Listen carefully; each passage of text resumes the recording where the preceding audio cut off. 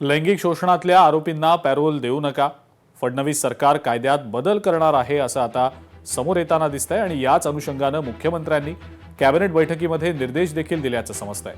विधी व न्याय विभागाला मुख्यमंत्र्यांनी हे निर्देश दिलेले आहेत. त्यामुळे आता फडणवीस सरकार या अनुषंगानं कायद्यात बदल देखील करणार असल्याचं समजतंय.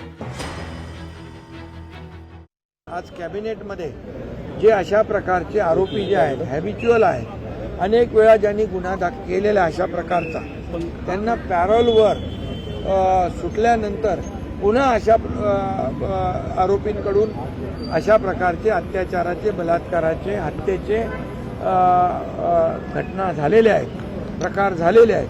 त्यामुळे उच्च न्यायालयामध्ये देखील अशा प्रकारचे जे वारंवार बलात्काराचे, अत्याचाराचे, खुनाचे आरोपी जे आहेत त्यांना पॅरोलवर ते सुटता कामा नयेत, पॅरोलवर त्यांना सोडू नये अशा प्रकारची विनंती देखील राज्य सरकारच्या माध्यमातून कोर्टाला. नसरापूरच्या घटनेनंतर सर्व राज्यभर संतापाची लाट आहे, राग आहे आणि या संदर्भामध्ये आज कॅबिनेटमध्ये चर्चा झाली आणि अशा घटना मागच्या काही काळामध्ये झालेल्या आहेत.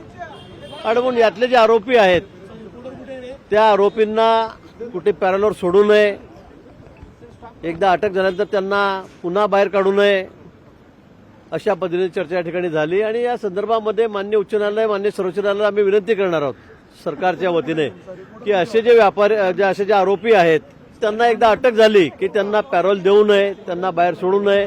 कारण असं लक्षात आलं की हे आरोपी पुन्हा तशा घटना करतायत. नसरापूर हत्या प्रकरणामध्ये आरोपीला जिवंत राहण्याचा अधिकार नाही अशी संतापजनक प्रतिक्रिया उपमुख्यमंत्री एकनाथ शिंदेंनी दिलेली आहे. या आरोपीला फासावरच लटकवलं पाहिजे असंही उपमुख्यमंत्री शिंदे म्हणाले. फाशी संदर्भात कोर्टाला विनंती करणार असल्याचंही त्यांनी सांगितलं. नसरापूरची घटना अतिशय दुर्दैवी आहे. एका 4 वर्षाच्या मुलीवर अत्याचार करून तिचा दुर्दैवी निर्गुण हत्या करण्यात आलेली आहे. त्यामुळे असा जो आरोपी आहे त्या आरोपीला खऱ्या अर्थाने मी यापूर्वी देखील म्हणालेलो आहे, जिवंत राहण्याचा अधिकार नाही, त्याला फासावर लटकवलं पाहिजे. आणि तशाच प्रकारची मागणी कोर्टाकडे आपले पोलीस करणार आहेत. त्याप्रमाणे SITची नेमणूक झालेली आहे. लोकशाही मराठी ऐका, पहा, जागरूक रहा.